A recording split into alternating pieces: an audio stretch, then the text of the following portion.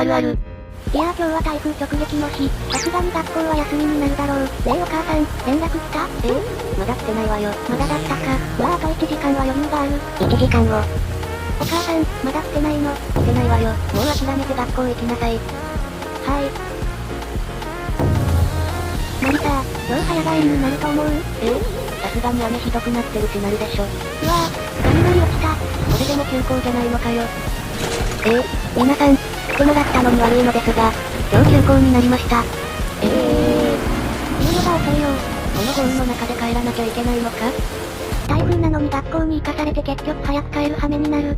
皆さんはどうでしたか？チャンネル登録、高評価よろしくお願いします。